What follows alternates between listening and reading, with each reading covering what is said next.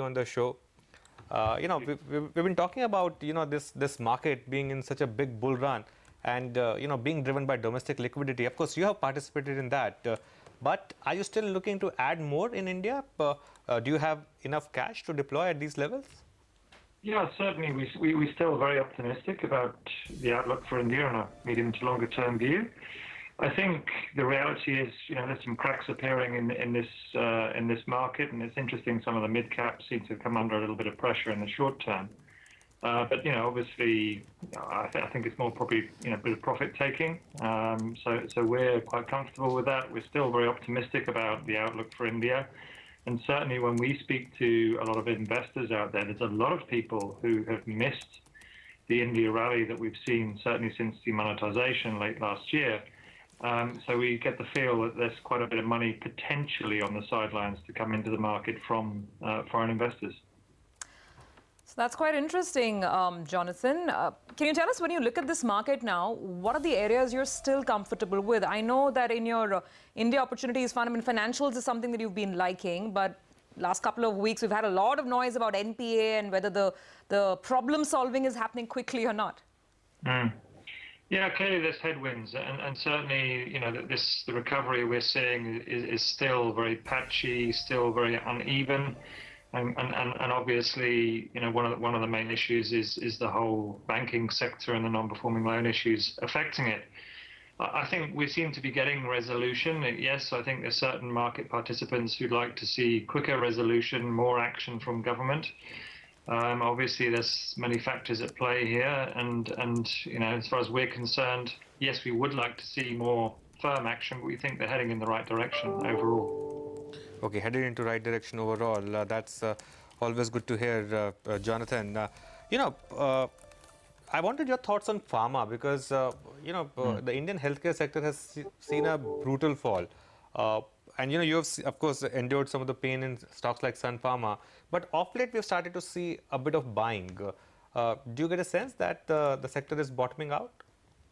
Yeah, it's been a pretty brutal space. We've been underweight, but yes, we've had weightings, positions in Sun and Lupin, which have certainly been very painful over the last few months. When we put a portfolio together, we like to actually, in reality, have a balance, not all geared in one particular direction. Pharma certainly is screaming more increasingly value. I think Sun Pharma, for instance, the headwinds that they come facing, in particularly the big US market, but at near sort of 500 level, it does sort of start to screen reasonably well. Clearly, the issue is the resolution to a lot of the company's problems is still some way off. So these stocks could be, languishing round about these levels for some time. We're still holding on to our positions because we do think there is some value there, but I think it'll take a bit further time before the catalysts are in place for these stocks to actually start re-rating. Jonathan, another interesting area where you do have positions outstanding, IT. I think you've had Infosys and HCL Tech. I don't know if you've made any changes to your portfolio in the last couple of months. What do you think about the outlook? Yeah, so again, it's another area where we see, I guess IT probably more apparent than healthcare, or up until very recently, it was more apparent anyway, which is value. You're seeing some of these IT stocks trading at even one standard deviation below the mean long-term valuation means. Okay. So there's certainly value there. Yeah. Clearly, sure. Asking you about your IT holdings, HCL Tech, Infosys, do you still hold them? Have you paired off positions? What's your outlook? No, we still do hold both those counters. Obviously, they came out with slightly different results, both names, but yeah, we do see value there. We like their better cash management also within both of those businesses. Clearly, we think that certainly the Trump worries are more than factored into share prices. Again, a bit like pharma, it's probably not going to do a great deal in the short term. But I think also, in addition, it provides a bit of portfolio risk mitigation. The sector, I think, is relatively underowned amongst investors, and I think certainly in the sell-off we've been witnessing over the last couple of weeks, the sector, also acts as a type of hiding place as well. The stock that's been a near 100 bagger for you, Jonathan, Eicher Motors. And we discuss it every time you know, of course, come on here. You know, do you keep adding here, or do you look at some other auto names in India, or are you happy with just staying invested in Ashburton Motors? We're still comfortable and happy with management strategy. We still think that there is sort of further room for expansion within India. We're also quite excited about, this is on the Royal Enfield side, we're also quite excited about the international business as well in that area and expanding into other emerging markets in particular. And there's been a bit of news about that for the company over the last few weeks. So we're happy to hold it.